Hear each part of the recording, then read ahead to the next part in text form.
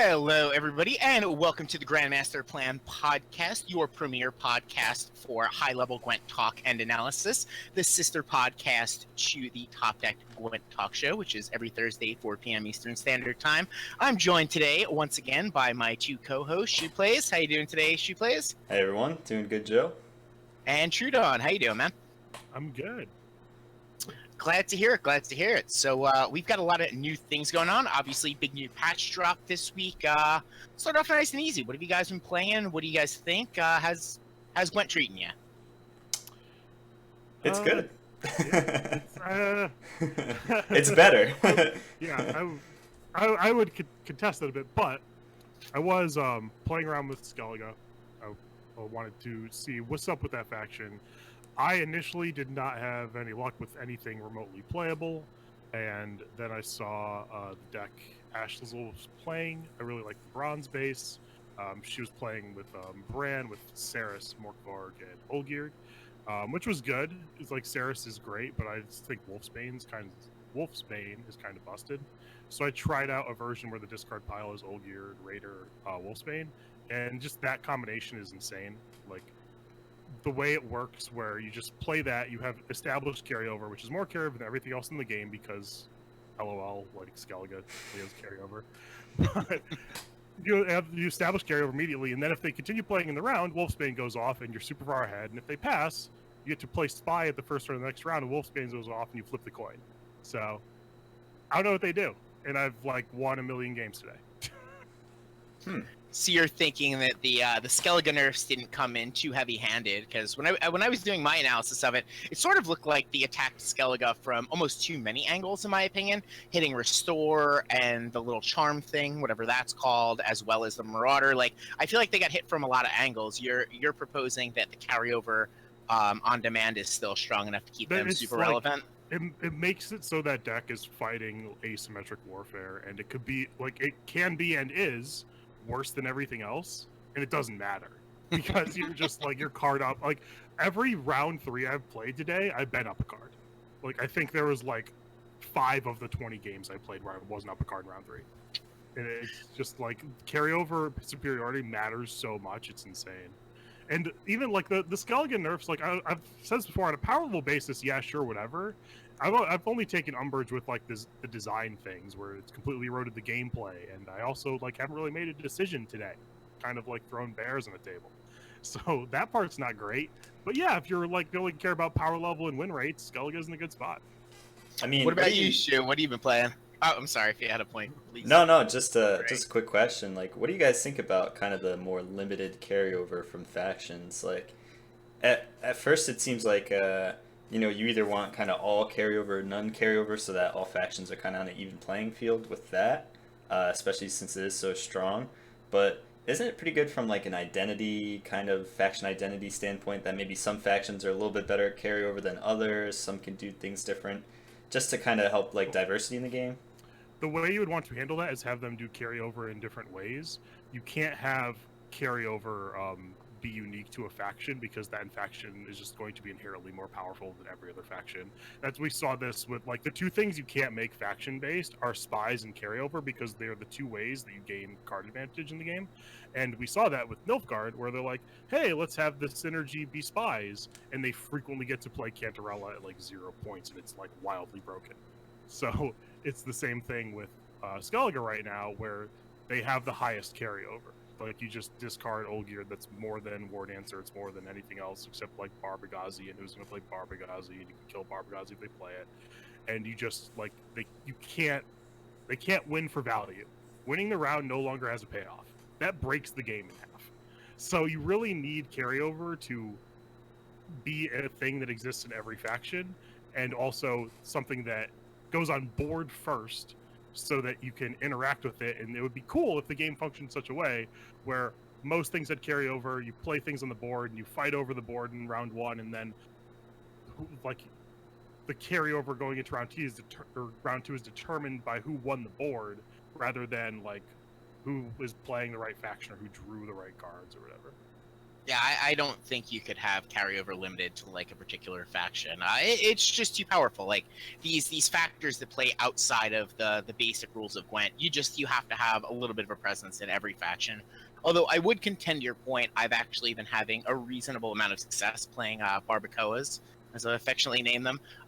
They've been very solid in Dagon. Obviously, there's spots where they're bad, there's spots where they're not great, but in general, they've been fine. And I haven't had the Skellige issue, but I am also running a version that is very tech to deal with the graveyard with both the Alghoul and the Caretaker. So I haven't had such Olgierd problems and seen the imbalance firsthand that you've been talking about, but I certainly get it, right? Like when you're playing against someone who can't interact with your graveyard, you're just playing a different game than them effectively. Yeah. And even if Barbagazi starts being a thing, you could just be a little bit greedier and put Morkvarg in the Raider spot, and then that's more than 6. So. Yeah, but anyway, to get back to your question, Joe, what I've been playing, I've been playing a lot of Reveal, and I know that's been kind of I know that's been quite popular early on, but I'm playing a little bit different style Reveal. You know, not really so much the scorching style, but I'm running Reveal with like a Letho Regis finisher at the end, something a little unexpected, I think, and it's pretty cool because people don't really see that coming, and yeah, it's quite strong. It's kind of similar to like Spies, where you have a lot of tempo. You can kind of manifest that into card advantage often, and you can kind of set up a really good round 3. You can force people out of early rounds quickly. It's pretty cool with that. And then also I've dabbled a little bit into Northern Realms, like kind of a swarm list.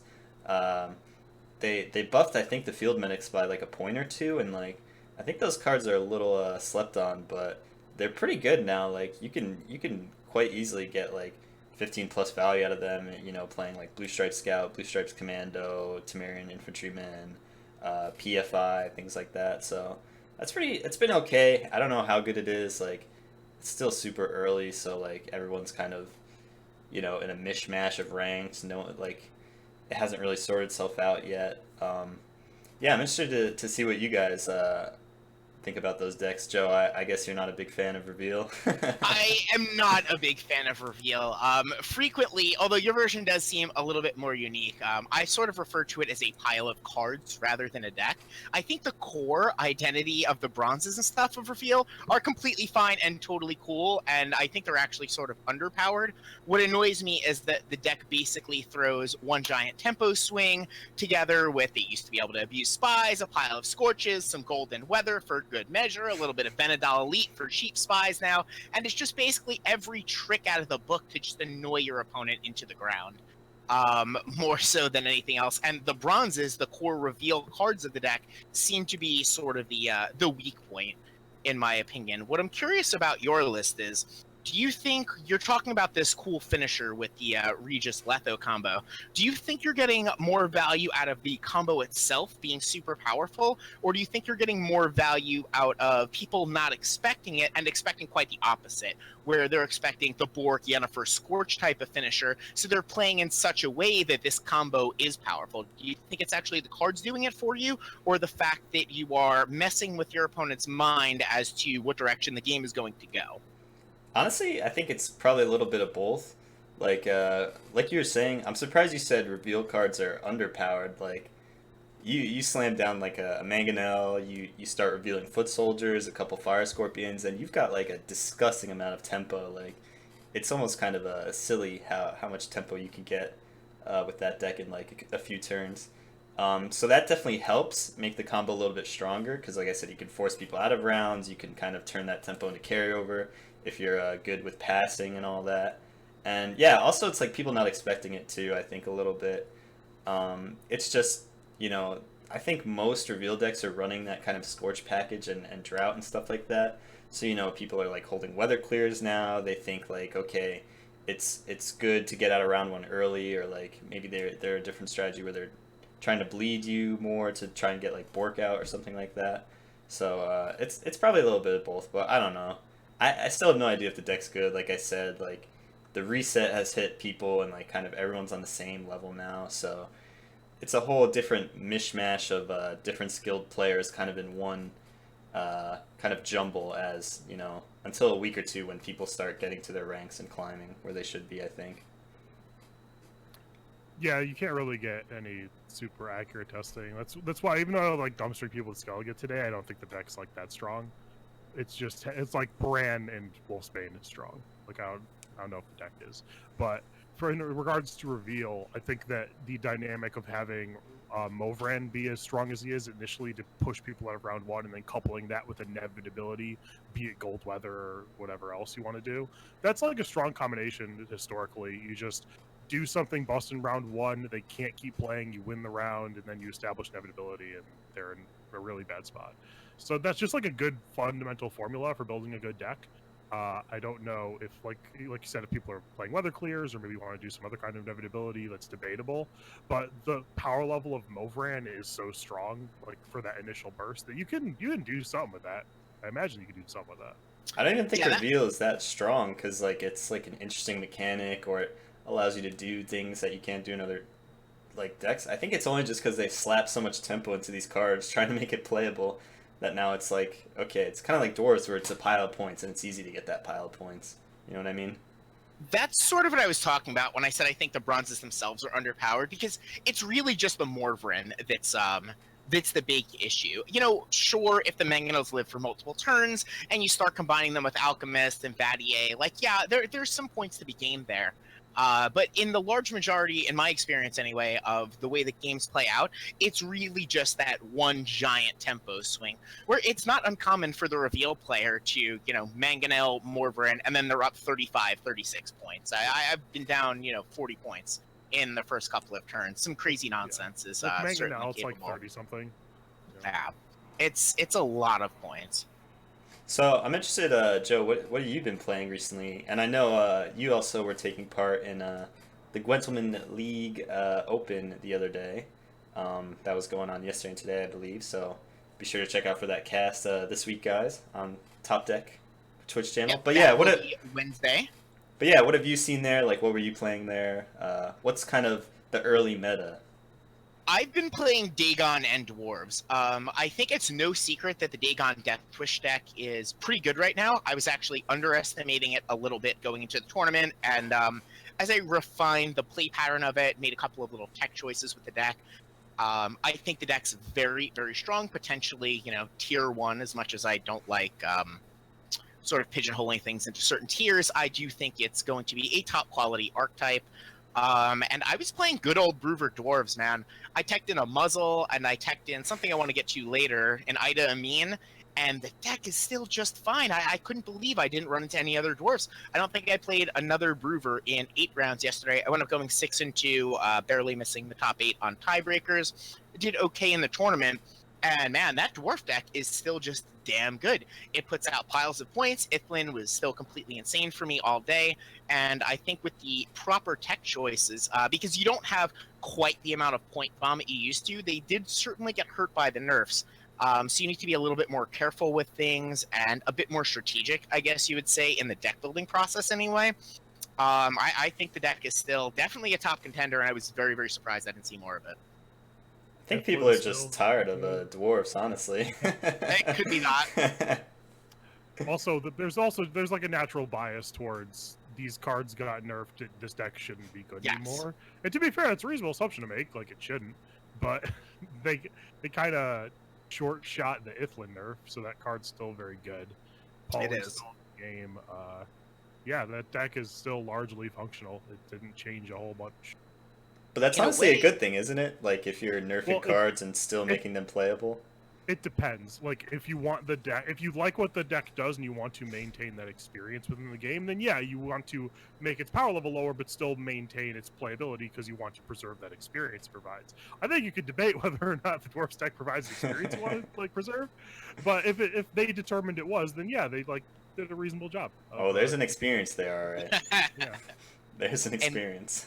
While the main I guess the main function of Ithlin with the double tremors did take a significant hit point wise, obviously it's still very good and was money for me all day. I think the other function of it with the Owl's Thunder actually got a dramatic boost in power due to the fact of the way the meta is sort of starting to unfold, the change to enforcers, the increased frequency of seeing things like Dragoon, I think Owzer's Thunder got much, much more powerful with the patch, which sort of rolls into one of the main points I wanted to talk about. Pro tip, guys, the best cards to be playing right now are Ida, Amin, and Death Mold. Abaya is okay, but Ida, Amin, and Death Mold are secretly the stone cold nuts right now. Muzzle is not far behind it. The split card of a body plus Weather Clear to deal with all the annoying droughts and the Dagon decks, plus Owzer's Thunder to remove one of the many engines that basically every faction is running right now, is just absolutely insanely valuable right now. It's great utility, it's reasonable power. You're usually making a positive tempo exchange because of the 4-strength body.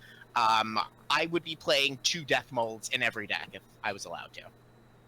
I mean, you kind of can, right? Yeah, Aeromancer? There's Aeromancer. The same guy. He doesn't have the Weather Clear functionality, though. He doesn't have the Weather Clear functionality. I think that takes a lot away from it, but I am playing Aeromancer in my Dagon deck for sure. Are you seeing a lot of weather early? I am. I'm seeing a lot of Drought. I'm seeing it out of Henselt. I'm seeing it out of Reveal. There's a Scoia'tael movement deck that I don't think is quite top-notch, but I played against it 2 or 3 times yesterday that started to catch a little bit of attention. That's running like double gold weather, as well as just the prevalence of Dagon. I've seen quite a bit of the Dagon. You know, it's like a half-breed between weather decks and Deathwish decks, so I've seen quite a bit of that floating around. Yeah, I just think that those cards are very, very good right now. What about Scoia'tael from you guys have been seeing? I mean, we saw a ton of nerfs to Scoia'tael, kind of all across the board. I think kind of the removal of dwarves now has maybe helped some of these like elfy, scorching decks to kind of gain resurgence. What are you guys seeing from that faction? Anything cool or noteworthy?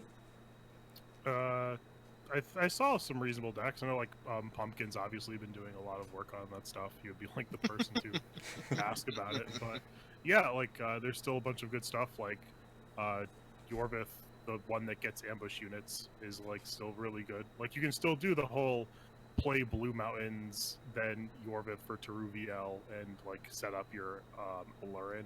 Although, like, there's this weird thing with, like, who passes first and Alurin doesn't get pulled. So, like, I don't know how much that... like how consistent that is anymore, but that's still like powerful even if you have to pull out the Alurin first. So you mean bamboozling with like Teruviel and things like that? Yeah, like remember like the old opener? Oh, that doesn't work anymore? It's there's something with like if someone passes first, I forget who, it doesn't happen, and if the other person passes first, it does happen. Interesting. I'll have to learn that. Weird, yeah. Oh, Instagram. Thank you, chat. I'm being a little bit elfist. Yeah, all elves look the same to me. No. But yeah, like just because it's the kind of a similar thing to Movran, where you play Blue Mountain and then you play Isengrim getting Teruviel, and it's like 1,000,000 points, and you get Alurin, and you could just push someone out of the round and then do whatever. So stuff like that is like just powerful inherently, and then I know that there's like thinning things you can do. There's a lot of stuff going on in the Elfie archetype. So. I've also seen some like Shiru Scorch, Ethne Scorch, like the real true Scorch decks trying to make a comeback. I haven't been impressed by any of them, but I do like them in theory. I actually started building one myself. Haven't really had a chance to play. I was mostly just prepping for the tournament, and you know, with only really 1 day notice off the patch, I only really had the time to invest in a couple of decks. The dwarf deck I brought was like largely untested. I played the whole day with Dagon, and then I had like 5 or 6 games logged with the dwarves. And I was like, whatever, it's dwarves, I'll figure it out. And it worked just fine. But I do think that there might be some potential there.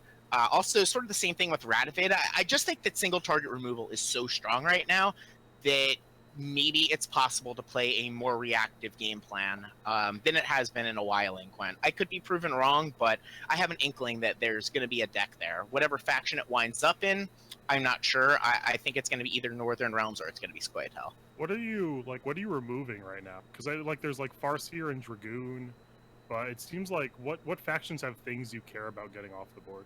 So you have Farseer and Dragoon. Out of Nilfgaard, you have Mangonels, which are basically everywhere. Reveal's super popular right now. The hit 2 Enforcers actually make single target removal very effective against them. They're sort of 2 points on their way in, that type of deal.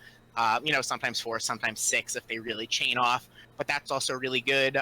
Against the Dagon decks, this is a little bit more hand dependent. but there are certain hand states that the opponent could have where removing their Deathwish guy from the board effectively bricks a lot of their hand. With they're all running double Cyclops, double Griffin, so it's pretty solid there. When you're playing against Henselt, the ability to control the different targets that they can Henselt has always been reasonably powerful and can mess with that. I've just found it to be good against basically everything. Yeah. That's why I was playing around with Champion of Champions, the new iteration of it, because he's just essentially a removal spell, and he was doing really well. Like he's he's a 14 against like almost everything. Like he's a 14 against a 10, a 9, and an 8. Like the math works like in all the different ways to be 14. So, and then a lot of times that 14's really like a 26 or 27 when you're factoring in the points. Yeah. Yeah, I was running a bit of treason in my reveal list just to try it out, but that one didn't last too many games. I think that one's a bit on the Mimi side. But yeah, I think one of the cool things about this patch that I'm liking, and the reason why I said things are a lot better, is a lot of these kind of like tier 3, 4 archetypes last patch that, you know, were kind of held down by just this really toxic dwarf value kind of meta that we had going. A lot of these different, you know, unique archetypes like Hand Buff, Mulligan, I saw a lot of that from Scoia'tael, like Scorching Scoia'tael, things like Reveal, you know, very different archetypes that are kind of making a comeback, and I'm not sure how much of it is still like early patch and really the best, most optimized decks aren't really discovered yet, but at least it's cool to see that these decks, you know, can be in the limelight and are, you know, somewhat decent, if not tier 1, maybe a tier 2 or 3. But can at least survive in the meta. One thing one thing I saw was a lot of Nova and Scoia'tael, and I don't really understand why people like to run like 3, 4 Scorches in their Nova Scoia'tael list, like Shiru, Scorch, Ethna. Playing Reveal, it's kind of funny to just see them, you know, their entire hand, and you see Nova over on one side and all these Scorches on the other, and you just throw a Spy on their side, and like half their hand is like bricked now. Yeah. Pretty funny. You do see that. I think they're trying to use their Scorches really aggressively or get to like a moderate sized round 3 and then basically scorch everything, drop their Nova last. Right. But that strategy definitely has a big hole in it. For example, I think it was my round 6 or round 7 yesterday, I made the read that my opponent had a Shiru in hand based on the way they were playing, but one of the main ways they accrued early points in the game was through Hawker Smugglers. So I was able to effectively just bleed him out to the end of round 2, completely breaking the Shiru in his hand, eventually forcing a pass. You know, when he was dead, I was up, and he still had 2 cards in hand. I think it was Shiru's Scorch, and he just could do nothing. Against more intuitive players that are going to be able to put you on certain cards in your hand and things like that, I think that strategy has a giant hole. But, you know, for anywhere below high Grandmaster stuff, I think strategies like that have a place to succeed. Yeah. What about Consume as well? I think that's something that a lot of people has kind of identified as the early like cancer deck, and they haven't really gotten touched too much outside of like Monster's Nest nerf, and they're still really strong. Like kind of this whole if you don't have the answer, you're kind of SOL. What are you guys thinking about this now? Especially now that kind of the dwarfs, which is like their foil, kind of the thing that kept a lot of these controlling decks down. Is now gone. Now, is there like a more healthier place for Consume in the meta, or is it still something that you guys aren't too big on? No, Consume is not remotely close to healthy. Linear deck, like Gwent is not situated in such a way where it can support linear decks. They just break the game, because in a normal game like Magic or Hearthstone, when you're like doing combo stuff, like you run the risk of just dying. Like they can just play normally, like dudes normally, and kill you. In Gwent, there's no drawback to just focusing on your side of the board and ignoring your opponent. There's no opportunity cost for doing that. So if you have the best proactive engine, you're just free-rolling that. And you're just saying, okay, do you have it? If not, I win. And you're just playing solitaire, and if they have enough corals or whatever, you lose. So that gameplay pattern sucks a lot, but as far as power level is concerned, yeah, that deck's great. It's really, really, really strong. And it'll probably remain so until they make it not so focused on Necker and like spread out the power level of that deck to other cards. Couldn't agree more. The deck's incredibly binary. It's like, are you prepared for it? If you're prepared for it, check the S box. You're going to win. If you're not prepared for it, you know, you're going to lose. The deck also has like, what is it, maybe a 10 or 12% built-in failure rate if they miss a Necker, things like that. You know, that's going to happen from time to time, but it's just incredibly binary. Do you have the answer or not? And I think it's a terrible play pattern. I was very surprised to see nothing get changed out of that archetype. Maybe they thought that that was sort of the pillar that was holding monsters together. I don't really know what the reasoning behind it is, but I do think that that style of gameplay, just focusing on like actively being non-interactive, is pretty bad for the long term, and I would like to see something change in the future. Yeah, and like to be like, I see like people complain that we're like consume haters. It's like consume can be an archetype. It just can't be so solely focused on making a million neckers. That just makes the deck like incredibly linear, focused on doing a singular thing. And when you're only doing a singular thing, it's just a binary check of whether or not your opponent can answer it, and that's not compelling gameplay.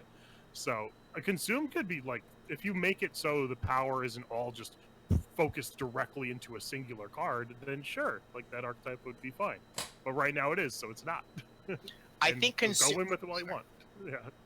I think consumes in a healthy place when you're trying to eat eggs off of harpies as just like a general benchmark. Yeah. If you're playing Grand Warriors to eat eggs off of harpies, you know, get your bonus points to take your turn to set up, that type of deal, I think that's when consumes in a good place. When it's, I'm going to eat whatever's in front of me because all I give a shit about is growing these stupid neckers, that's where it starts to venture into unhealthy territory to me.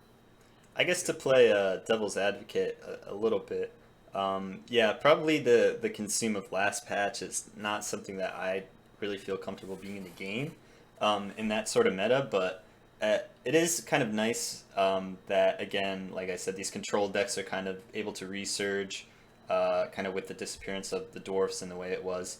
So even though consume may still be, you know, maybe a bit binary, or do you have the answers or not, I think a lot more decks are going to have some sort of like maybe soft answer to it. I mean, like Joe was just raving on about the Silver Mages. Like, you would not see that anywhere 2 weeks ago, just because you couldn't run it in a dwarf meta. So I think it's a little better now in the meta, you know, maybe just slightly cancer instead of full-blown, you know, patient zero like it was. But, you know, we'll see as the meta develops. Like, maybe these control decks still are not as good, and we'll see some sort of tempo deck rise up and kind of take control of the meta. Well, the other problem is there's no real control decks in Gwent because there's no incentive to be controlling. There's like Bloody Baron, kinda, but the payoff isn't like relative to what you need to do it. The payoff's not really there. So what is actually happening is just like people are choosing, like you choose to run X tech cards in whatever archetype. Like if you want to play Skellige and have a good match for consume, you just play Coral, Artifact Compression, Muzzle, and like maybe Donar. And you're not playing a different deck, you're just teching differently. And that, like, there isn't the normal archetypal circle of like mid-range beats aggro, beats like combo, beats control, or vice versa. I screwed up the wheel. But because we don't have like a control archetype, there isn't that wheel. So we just have like normal decks that are just playing tech cards, which, to be fair, like that's not fundamentally bad.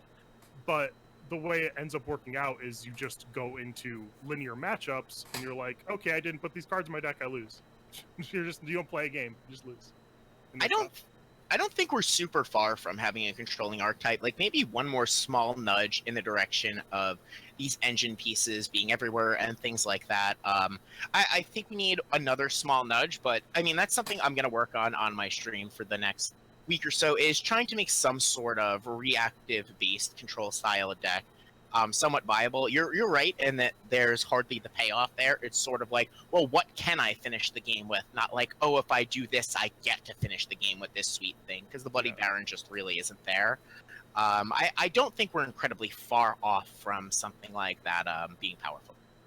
I think the closest thing we have to something like that is Spell ST, and like that's kind of always been like the flagship control deck. Like even back in closed beta, that thing was just like Epidemic, Thunder, like just clearing everything off your board and then finishing with these protectors. So that fell into the other side of you can't have linear decks. It's like even if they're solely reactive, that still becomes a problem, as we saw. Yeah. So there needs to be a balance. Like I think one of the best decks ever in the game, like design wise, was the old Radovid control deck, where you played the Frost guys and Redanian Knight because you had to do something proactive. You had some Thunders and Bloody Baron. That deck was sweet. It played really well. It wasn't all in. It could interact with things. It was like exactly where you want that deck to be. And now it doesn't exist for shrug emoji. Yeah, Spellitel now is kind of almost like that. You know, they have a component with like the beers where they are doing something to their side of the board, something you can interact with, and still, you know, working towards building these large units up, which like kind of the protectors or sentries now are kind of like your Bloody Baron for that deck, just way, way, way better and bronze. So it's kind of interesting. I mean, it's nice to see that control decks are getting nudged more towards where they should be. I don't know how far along they are, if they're there, halfway, a quarter. But I guess we'll see as the meta develops. It's still quite early to tell. So, an interesting question I had for you guys. Do you think that some of these issues could be addressed? Maybe, like we were talking about the control thing, for example, right? Maybe if there was a leader, sort of, not like an exact Bloody Baron, but something like that that really pushed you towards wanting to actively build a control deck, a leader as a payoff. Like I was thinking, I was listening to Watchflake talk with Bearded the other day, and they were talking about how Death Wish really, really needs a leader that really incentivizes you to play Death Wish rather than just slamming Dagon Foglet because, well, it's pretty good. Do you think, and I really like that idea, and I think that would be the thing to really put that deck over the top. Do you think you could do something like that with control decks as well? Maybe make the leader the incentive. The way I think you should go, like, you can certainly do that, but I think that the primary thing that needs to happen in order for reactive decks to get a foothold is for things on board to matter. And like we went through the list earlier, there's like 8-ish cards that like care about being on the board, but that's kind of not enough. And when you have so few things that care about actually being on the board outside of their points, you end up in situations where the reactive deck just like Alzur's Thunder something for 9, and that's a really below average bronze card with no ceiling. So they're just playing all these bad cards that, like, the payoff for them is supposed to be they get a thing off the board, you disrupt your opponent, and it makes their deck worse, which makes it the fact you're playing below average cards not bad. That dynamic doesn't exist right now because there are so few things that actually care about being on the board that have a text box on the board. So when you just need to make it so like synergies matter more, where people care more about getting A plus B on the board and have like more on board carryover, whatever. Just like board interaction needs to matter, and right now it largely. So you think a lot of the payoff should be shifted towards, for example, although this is super hard to do, let's say, you know that feeling when you're playing against the consume deck and somehow you manage to get rid of every single one of their neckers? You get that giant payoff now of all their cards do a lot less, right? Now Yeah. they have to play with a pile of undervalued cards. Do you think the payoff should be shifted more in that direction? Yeah, you should, like, if you control your opponent, their deck should not work as well. And for for dwarves, for example, if you have a bunch of Alzur's Thunders, like, it doesn't matter. And there should be decks that are like resilient to like a reactive deck. There's like reactive decks just shouldn't rule the world. But when that's like the experience for the most part, like the Deathwish deck, like your removal sucks against them, Skellige, your removal sucks against them, like dwarves, your removal sucks against them. There's just so many decks that like get on the board, but it doesn't matter. Like the only thing that matters on the board is the points. There's no text box on any of these cards doing anything. So your removal doesn't matter. It's just below average point plays. I think one thing that might be cool to kind of help these control decks out is some sort of card that actually puts bodies on the other side of the board in return for giving you some sort of beneficial effect. Because a lot of problems with these, you know, controlling cards is like, or these controlling decks is that they're reactive. They're completely reactive. Like, if you're sitting in a round 3 top deck and you have an Alzur's Thunder and they have, you know, whatever card, and you're going first, like, that Alzur's Thunder might as well be useless, right?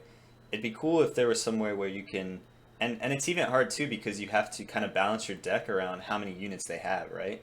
If you're a control deck and you're running into spell ST, your control cards are going to be way worse because they're just not running a ton of units and things like that.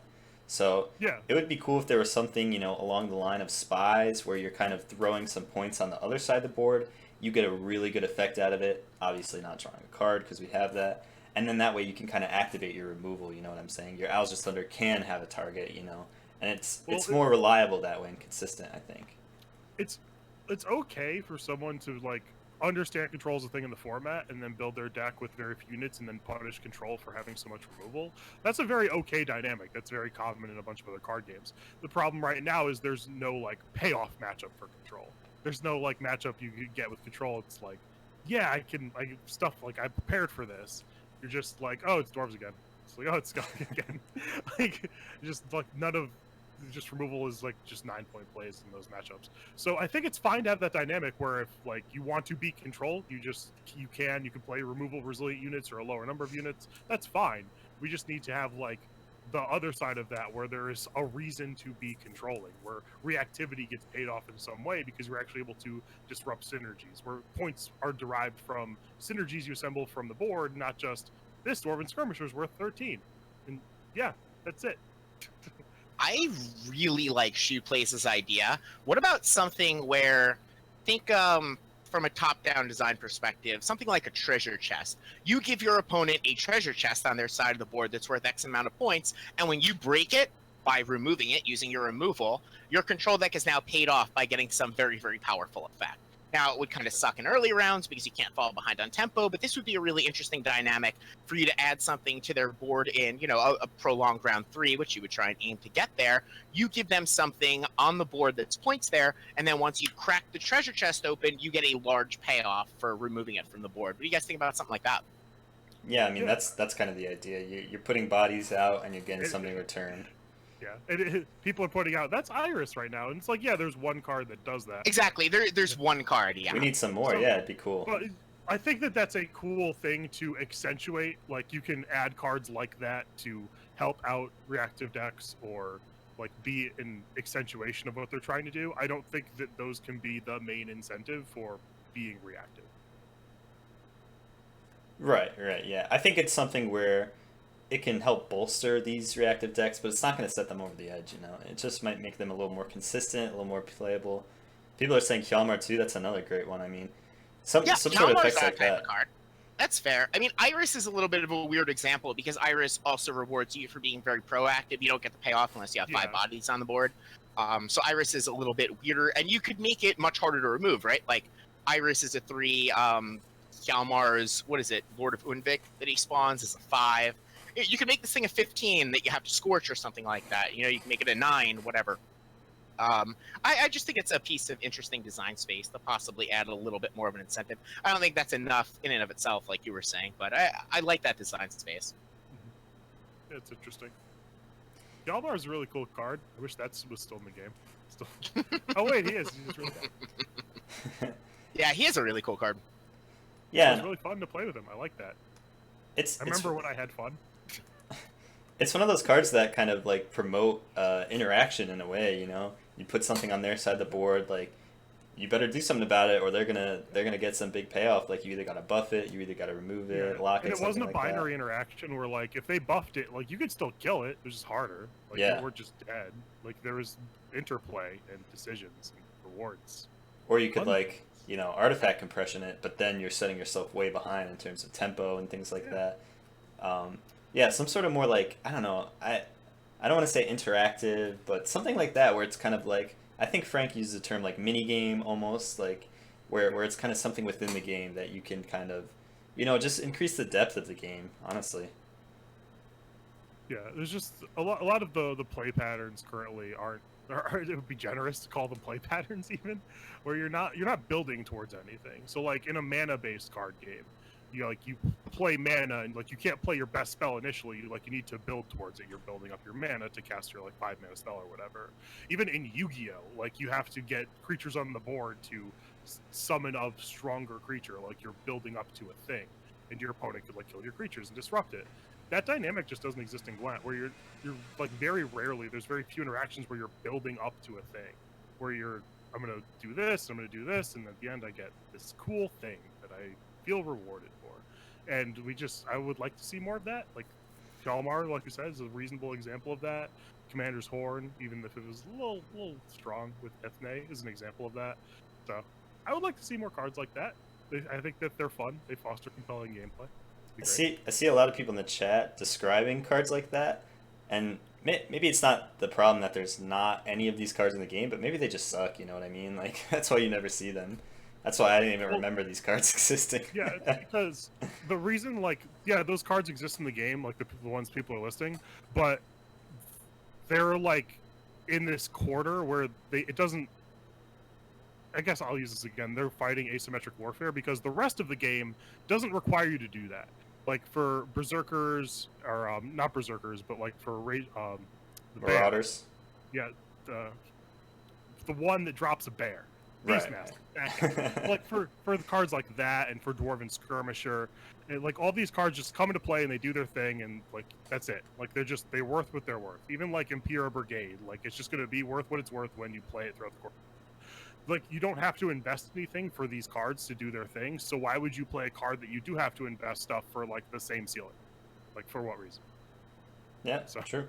True. One of the cards that I think the play pattern got much better with was the Impera Enforcer and sort of the revert to its previous state. So in my laddering experience recently, since the patch has dropped, I've seen that archetype basically fall off the face of the earth.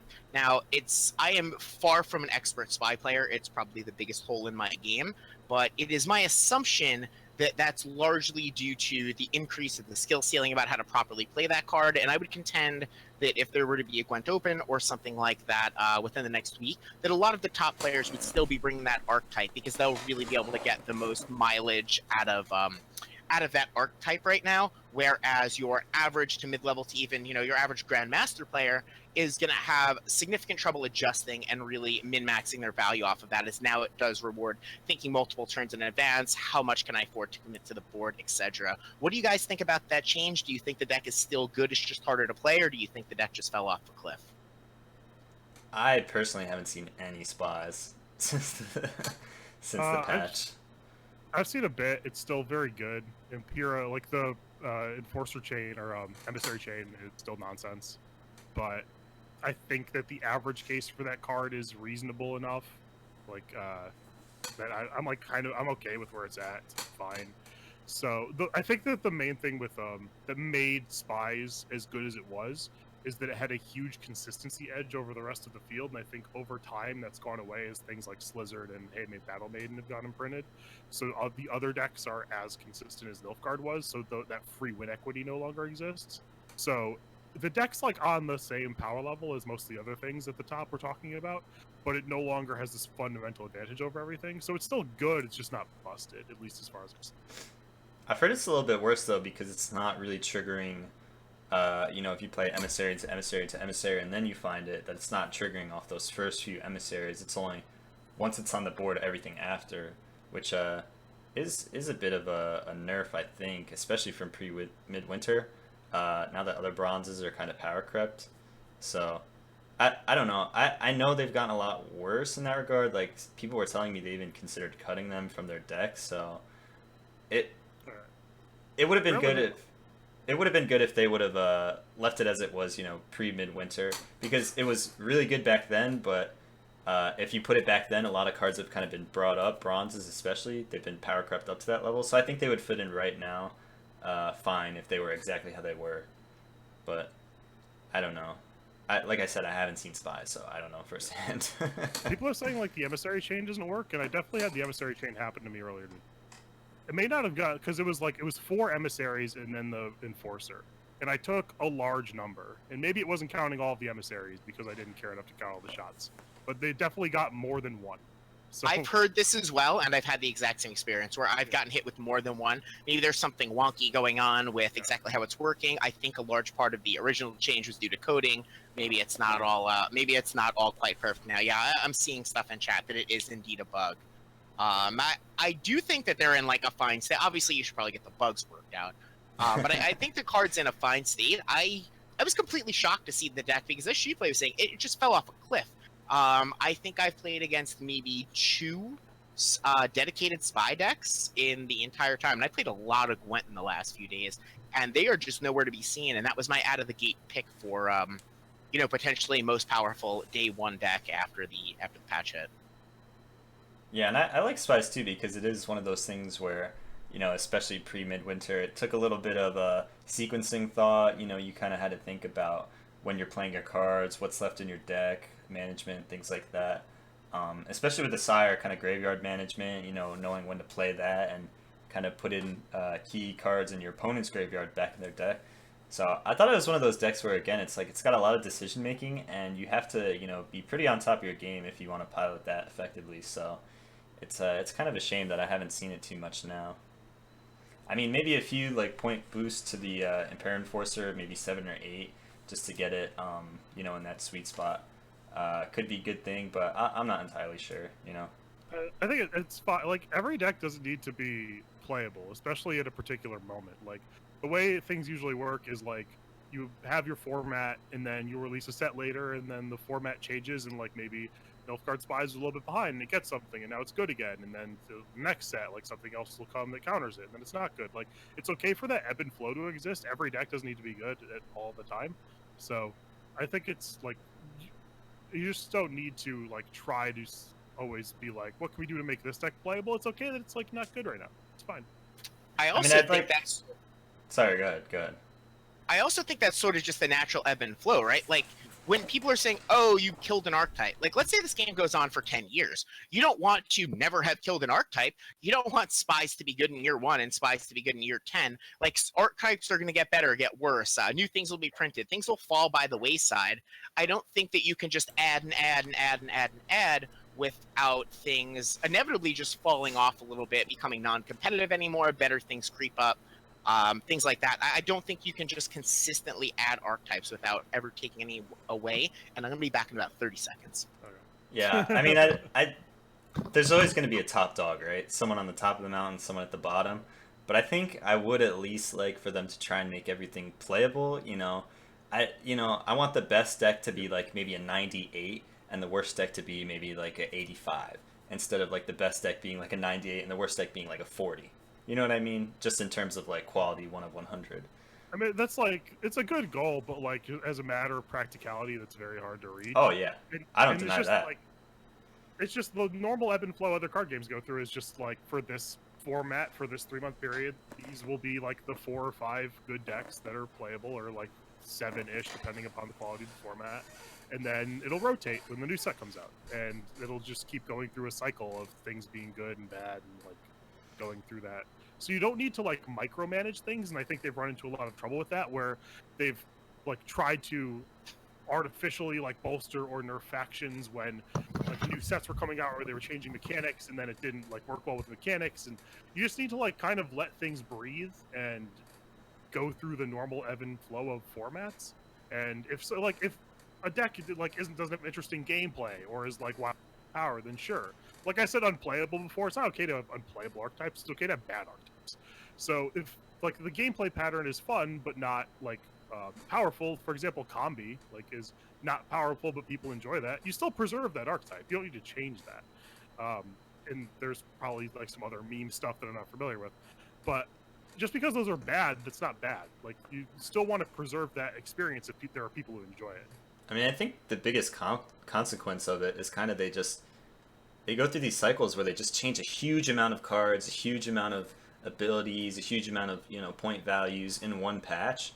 Like you were kind of seeing it before the midwinter, where they were, maybe at the beginning of closed beta they changed a huge amount of cards. Like it seems like over half the cards in the game got changed. Like, and big changes too, not just like plus or minus 1 point. Like ability changes, all things like this, and you saw kind of a lot of imbalance in that period. But as we got closer to midwinter, you saw, they would change very small things. Like maybe they would just change, one kind of oppressive deck, like Mulligan ST, Radovid, Armor back when that was powerful. Maybe they change, instead of patching, 50 cards, the list of change cards is now down to like 20 or 15. And like as they were doing that, we got like into some really pretty healthy metas. I mean, right before the midwinter patch, like obviously Spies was the best, like, but you could play tons of stuff and be good. Like Northern Realms was good, Skellige was good. Like the only thing that was really not too good was like Skeletal. We're kind of at the bottom, but still like decently playable. Pumpkin was doing fine with hand buff and stuff. But that's happened like a couple times where we've had like reasonable formats, but because of their like hell-bent desire for perfect balance, they like change things a lot, and then like certain gameplay patterns don't exist anymore, and then like things fundamentally changed, and then that made it unbalanced.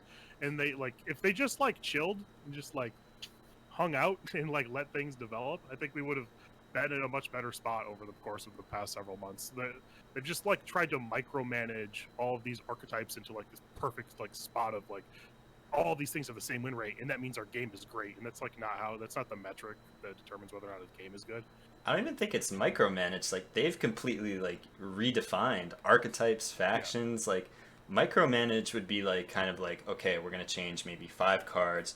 We're gonna give these cards plus or minus 1 point. Like this card, we're gonna add like, some something to its ability to where it's still similar, but it does a little bit more now. Like they've completely like redefined the game several times now, and I think that's kind of a big reason why we're in these huge stretches of just imbalance because you you can't add 100 cards to the game, 100 plus cards to the game, and change the engine, and rewrite half of the existing cards in the game, and have no PTR and expect the game to come out balanced. I mean, it's just not gonna happen. I don't care how good of a designer you are. Yeah, this is the chief problem for Gwent is they've never built a solid foundation to build from. They like never really decided what the game's gonna be. Like, our gold's gonna be immune. Like, is weather gonna like stack on ties? Is like all these mechanics used to exist in the game and used to exemplify what Gwent is like. Are things gonna be roll locked? So we've just keep going through these cycles of not knowing what the game's core identity is, and as a result of that, like they can't build a stable foundation to balance from, and that's why the game has for large swaths of time been imbalanced. I think that's slowly coming to an end. I think they're really trying to move away from changing the identity any further. And I imagine once they officially, announce that it's not a beta any longer and it's fully released, that's just not going to happen anymore. I imagine that's probably part of the reason why they haven't done it yet. And I'm interested to see how all of this plays out once they start introducing. We've heard there's going to be expansions and expansion packs and things like that. So we are going to be getting large chunks of cards at a time. And I think that can play out well. We've seen that play out well over time in many other games, as long as they're not changing fundamental mechanics of the game any longer. So hopefully they're getting it to a place where they're reasonably happy with. And I get the feeling that it's sort of solidifying around this base that you're talking about now. I don't expect as many of those type of changes in the future. I hope so. I think it's fine if you're gonna add like 100 cards into the game at once, but you gotta do 2 things. One, you gotta PTR. I mean, you gotta test these out. Like you're just gonna miss things. I miss things. Everyone misses things. Like, and 2, you gotta be willing to hotfix quickly. Like if those things are obviously a problem. But a lot of times, like people figure this stuff out quick. What the problem cards are. So I think if they do that, then these big influx of new cards coming into the game, like that should be fine. And it seems like they are willing to do that. Like the PTR before this one, like I mean, just imagine if we didn't have this PTR, right? We'd be dealing with what, a month of veterans. So at least they're making positive steps where it's like, okay, we're willing to have the PTR, we're willing to make changes based off that, we're willing to listen to you guys, and that's pretty good, I think. Well, you don't necessarily need a PTR. You just need like a solid testing process. Like Magic, for example, has their internal testing team. They do things with like a 2-year lead time, though. Like they have a lot of time on that. So, but yeah, you do need to like test things a lot. Like you need to understand how things are going to affect the environment you're putting them in, and you also need to understand the environment they're getting put in, which I think was a problem for like a lot of the patches that have happened recently, where like fundamental rules changed in the middle of a set's development. Like the Midwinter set, like in the lead up to that, like gold immunity happened and like agility happened and all these things that like changed those, because that set was in development that whole time. And all these things were like changing, and like they just never had a stable base to build from, so it wasn't surprising that it was like, so they just like again need to like take a breather and get their foundation and let it breathe and then figure out what they want to do and move forward. So hopefully they're moving towards that now. So in a little bit more of a concrete thing, let's say you're listening to the podcast right now. One of the burning questions I'm sure is, if I'm going to hop on ladder, I want to hit Grandmaster this season. What deck should I be playing right now? What deck would you go with if you're locked into one deck right now? What do you think is going to be the best for climbing, hitting those high ranks, getting there, and really just hitting it out of the park? I mean, it's hard to say after a day, but I still think like if you're playing a deck that is playing Bran with Wolfsbane, Olgierd, and like either Morkvarg or Raider, that like you're gonna do fine. Like it kind of like whatever cards you're playing in addition to that kind of don't matter. Like that alone, and you're playing Ulderic, and then you figure it out. So like that, just the fact that it has more carryover than everything else is like huge. So I think that deck's just gonna be good for as long as that's the case. What about you, Shu? What would you be running right now? Your goal is to hit Grandmaster as quick as possible. I mean, honestly, if you want to hit those high ranks, really all you got to do right now is just play. Like, it doesn't matter what you have, you just play. That's true. If I had to tell someone, like, kind of easy general deck that's, not super complex, people can figure it out pretty quick, I'd say some sort of like Scoia'tael, just like tempo, like elf tempo with the mulligan guys. That seems pretty straightforward. It's not too long. Games are quick. You can figure it out pretty easily. Even some sort of Scorch like probably isn't bad. How about you, Joe? What would you say? I would be playing Dagon because I have a fucking blast doing it, and I think it's super close. If I want to rank up as quick as possible, I'd be playing Broover Dwarves before the memo catches that the deck is still good. I think getting in before other people are super prepared for the deck, or teching against it, or realizing that deck is still good. I think if efficiency was my number one concern, that's what I'd be playing right now. But I don't think it's like particularly much better than anything. I think just no one's really prepared for it right now, and I think the Dagon deck's very, very close, and I enjoy playing it a lot more. So that's what I'd play. But if I was trying to do it in the fewest number of games, I'd be playing Dwarves. I think real quick, I kind of want to shift gears before we get to viewer questions. What do you guys think about the whole redistribution of ranked and how quick it is to level up? Now, Grandmaster is 4,200 MMR. As far as we know, there's no changes to the K factor as you get to 4,200. So 4,200 this season would be just as easy as last season to get to. And we know that if you're hitting Grandmaster, you're going to the pro ladder.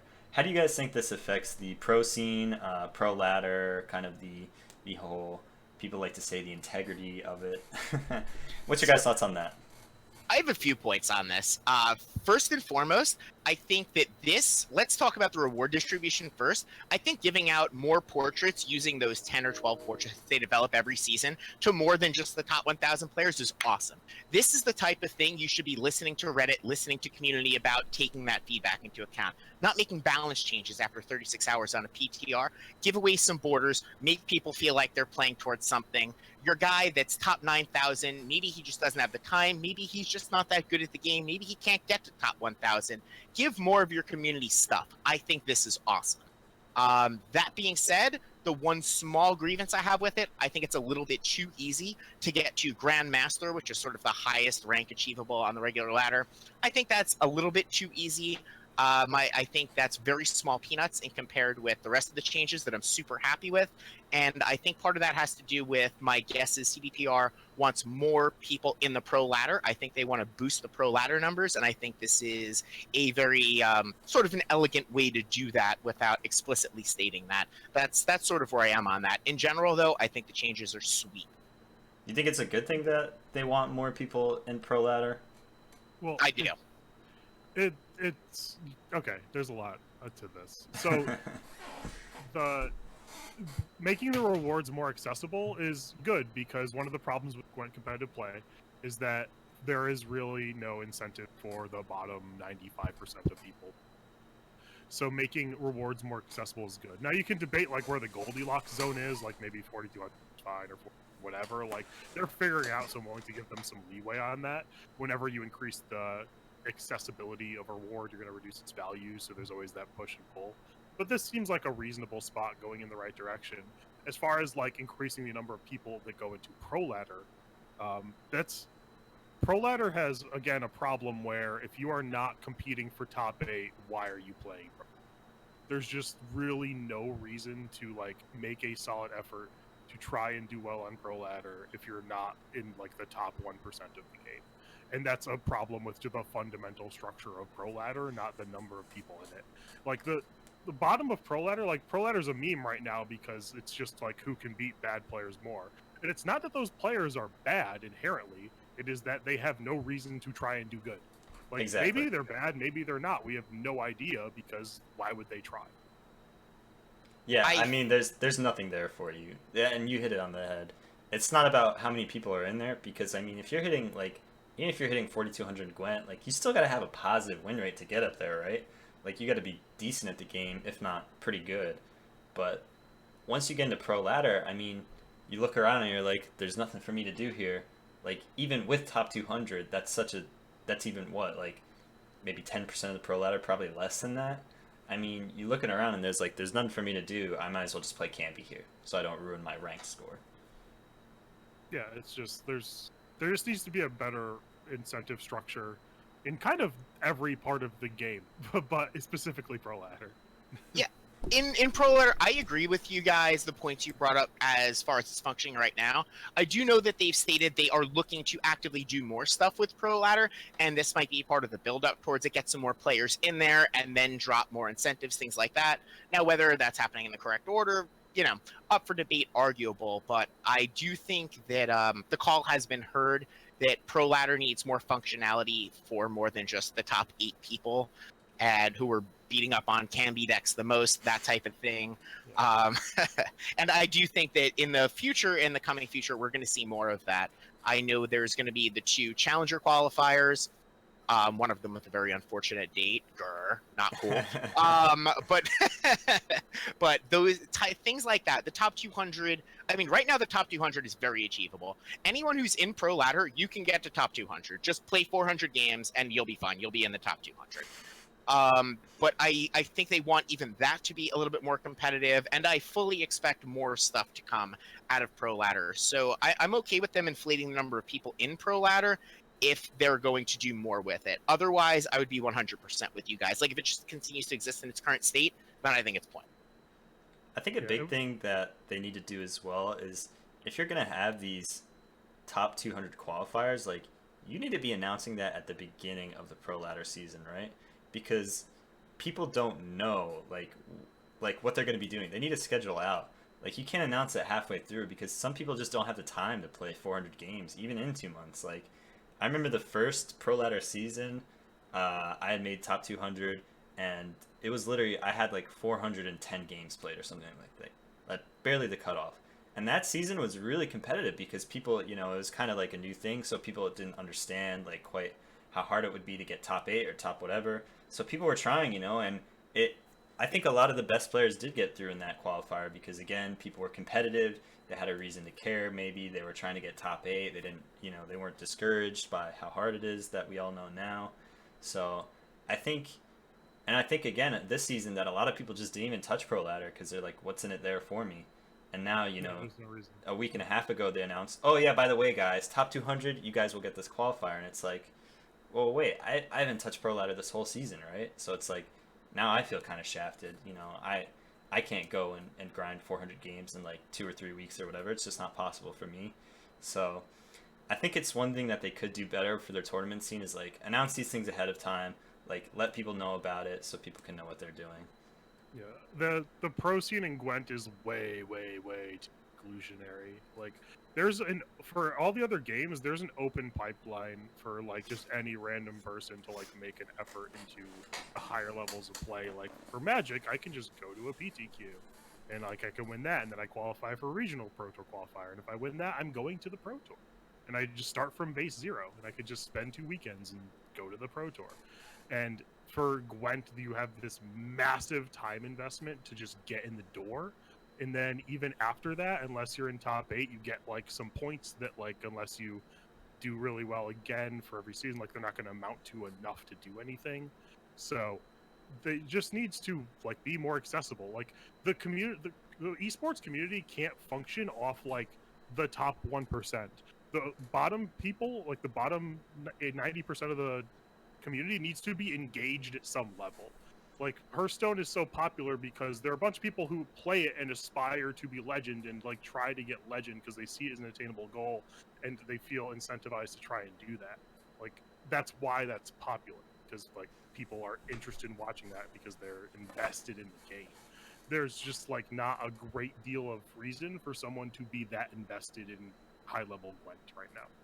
Yeah, I mean, I have some pretty strong feelings on this. I think a lot of the root of this is that the top level tournaments, right? The Gwent Opens, the Gwent Challengers, these are focused around 8-man events, and I think this is fundamentally flawed. When you talk about Magic, the Pro Tour at Magic is several hundred people, right? Yeah. Imagine that these Gwent Opens and stuff were 64-man tournaments. Now you can open up stuff like every week, if you're in the top 100 players on the Pro Ladder, you get to play in a qualifier, or bi-weekly, whatever, and the winner or the 2 finalists get their ticket punched. If there's 64 slots for these entries, things like that. Just having the number 8 is so inclusionary, and then trying to get into the other tournaments is even more snowbally, because once you factor in crown points, you have to have crown points to get crown points, sort of like the rich get richer type of deal. Yeah. So I think that for the game, at a competitive level, it would greatly behoove them to look at the fundamental structure of having these 8-man tournaments, and hopefully this is just some of the growing pains of the competitive scene. I think they need to do a lot more with the pro ladder, and I think one way to do that is by making these high-level tournaments more accessible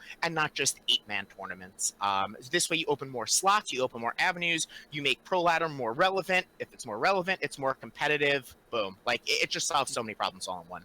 And if you want to have like the big prestige 8-man event, you could still do that after you have a bigger tournament. Like, Agreed. Have the bigger tournament, have a couple hundred, even 64-man if you want to get small, but like have a tournament that big, and then the top 8 of that qualifies for the big prestige live event. Like, that's how you would want to do that. Yeah, I don't think a lot of the decisions they've been making are like malicious necessary. Like, I don't think that at all. You can see like with Challenger, they're holding this thing in a damn castle. Like, they care about these events.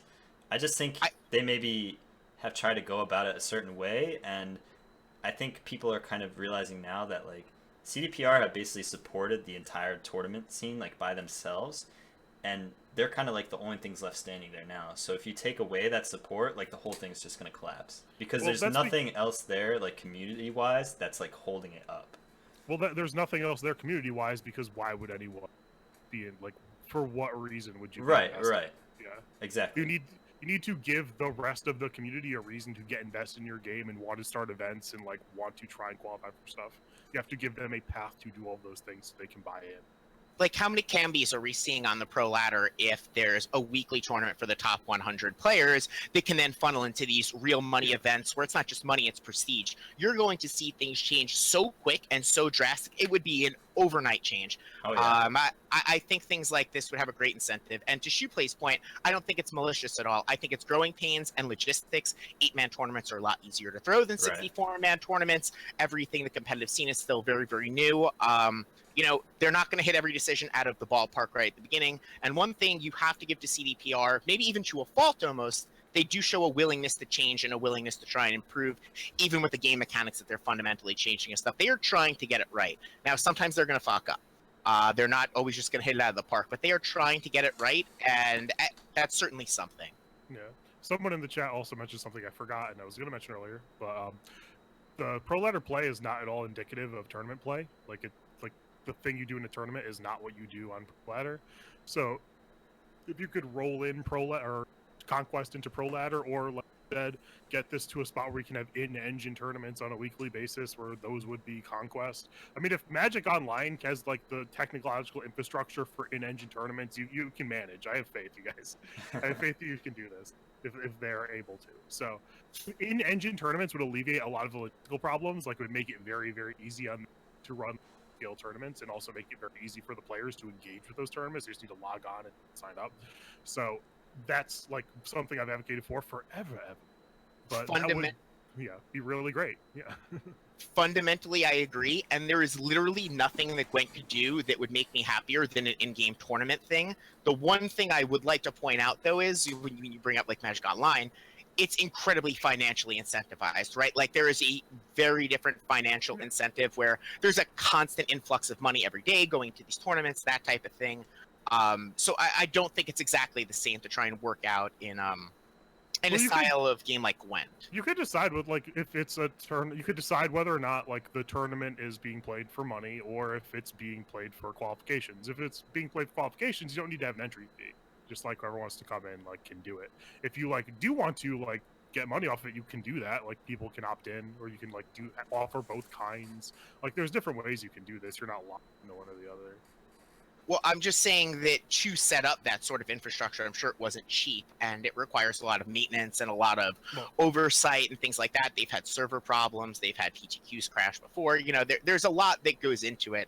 I would love that. That would be my number one thing that I would put to Gwent if I could, but I do understand that it's not an easy thing to implement. Well, like the payoff for like in-engine tournaments is insane. Engage with your game and play it, and then you have a bigger player base and they give you money. That's the payoff.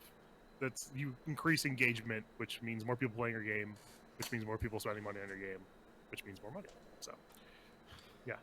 So, it's getting about that time. I think we'll move over to some viewer questions. So, at Topdeck Gwen in the chat, if you want to have your question heard.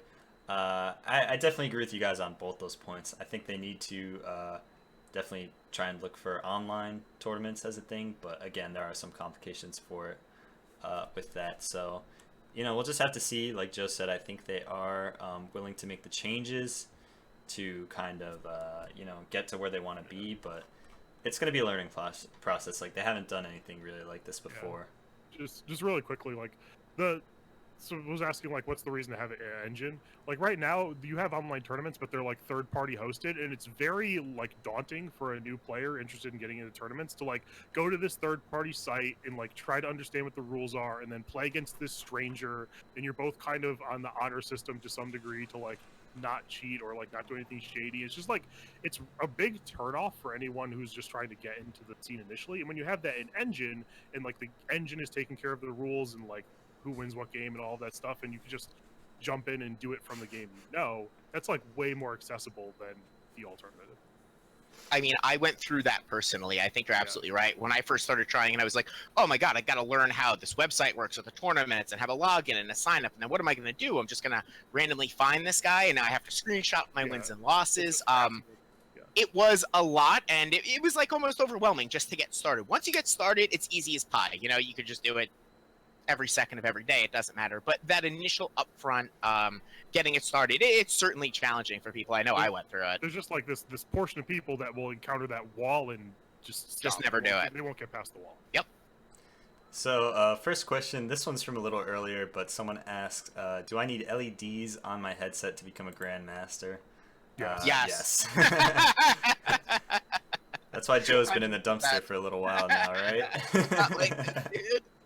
Yeah, that's actually ridiculous. Like, I think this was like $20, and it's like really poorly made. Mine's really cheap too. It's like Chinese $20, but hey, it gets the job done. Yeah. So Nelly Neal asks, opinions on Alchemy Nilfgaard's viability after the most recent nerfs to Ointment and Slave Driver. Those weren't really that big nerfs, right? Nah, yeah, not really. I think it's really good. Slave Driver's just an obnoxious card from a design perspective. I think that deck's actually very good. That's actually going to be the focus of my stream tomorrow, is learning that deck. Because whenever I play against it post-patch, I'm encountering issues, man. It's one of the few decks that really scares me, so I want to learn to play it from the other side so I can better learn its weaknesses, which I think is a very valuable tool when you're trying to get better at learning the ins and outs of various matchups. My gut instinct is the deck is at least strong against the decks I like to play, and maybe just very generically strong. I think it's pretty good. Yeah, it has a solid package for interactivity and things like Mandrake and Viper School Witcher and stuff. You can, at a very low cost, make that deck very interactive, and depending upon what you're trying to beat, that might matter. So I think that the deck definitely has legs. Whether or not it's like the best thing to be doing or whatever, it's way too early to know, but it's certainly playable.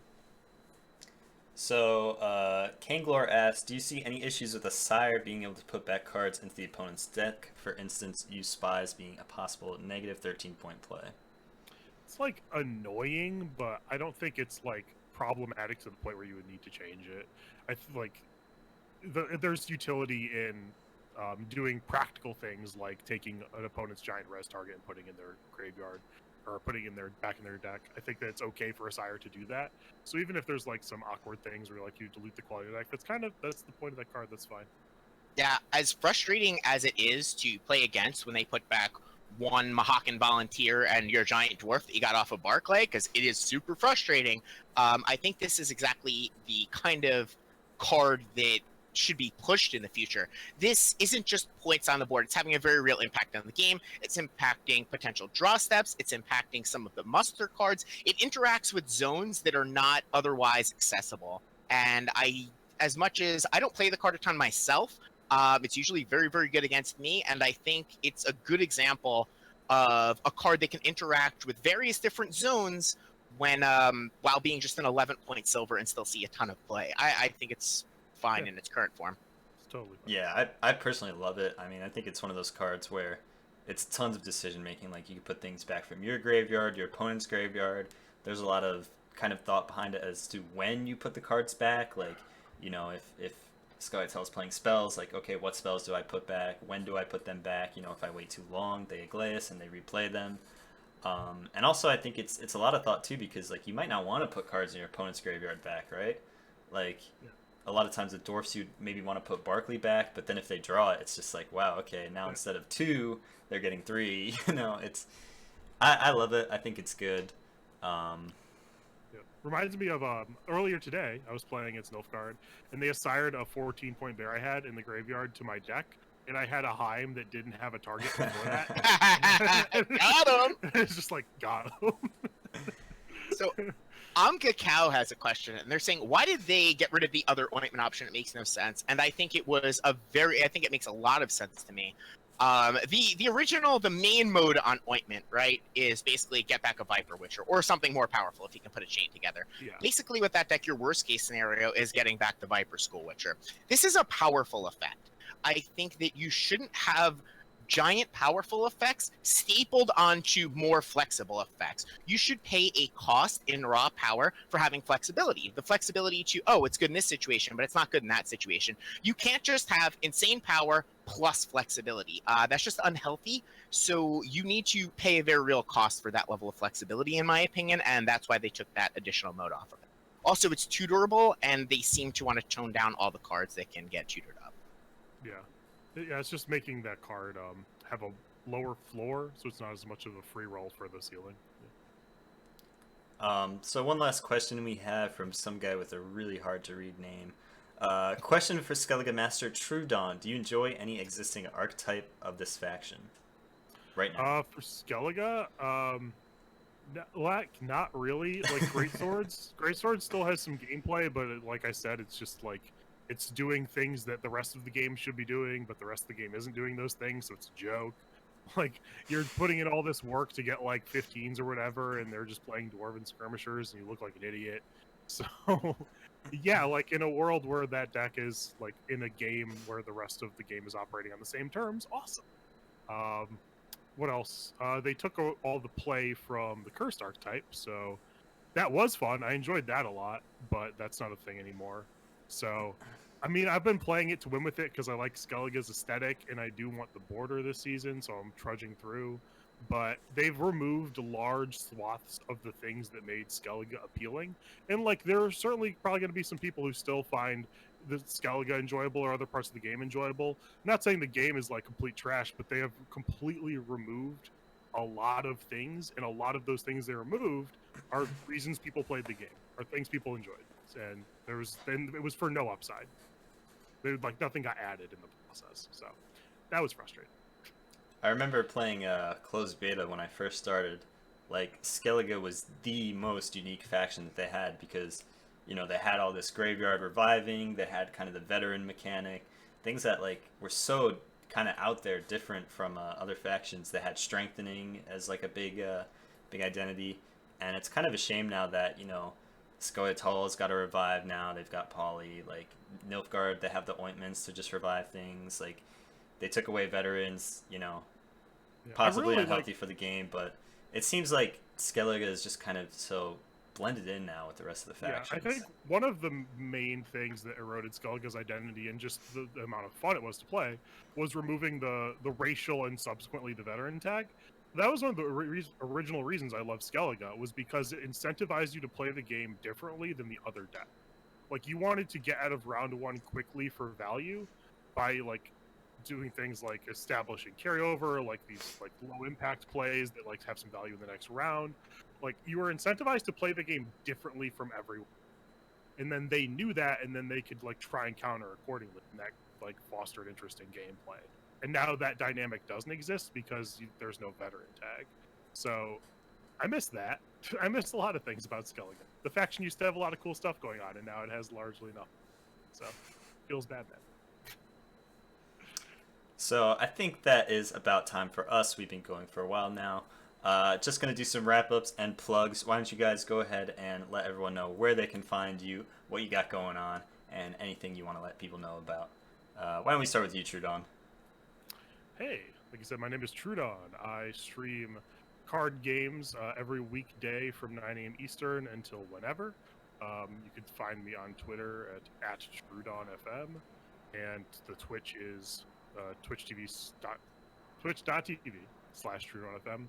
And I appreciate you guys come hang out. I also do videos for Topdeck. I just put out a patch review wherein I got a little salty, but I tried to keep it tame. I think my criticisms were justified, even if I was upset. So look forward to more of that stuff and hopefully more upbeat content in the future. Thank you very much. So you can find me, best place to find me is going to be at my stream, twitch.tv/JoeSnow, OwenSnow0. My YouTube should be linked directly under there. I also just did a patch review analysis. Mine wasn't so salty, but it did go on for like an hour. So, you know, if you you got some time to kill, pop on by, check my YouTube out. You can also find me this Wednesday. I will be commentating on the finals for the Gwentman Legacy Open, which I'm super excited about. And in the coming weeks, February 24th, Wild Hunt, baby, Philadelphia. I will see some of you guys there. It's going to be badass. Cannot wait to see you guys there. I'm going to be casting with McBearded. It's going to be awesome. Hopefully we see more of you there than we don't. And yeah, if not, be sure to catch the stream. I'm like 80% to go.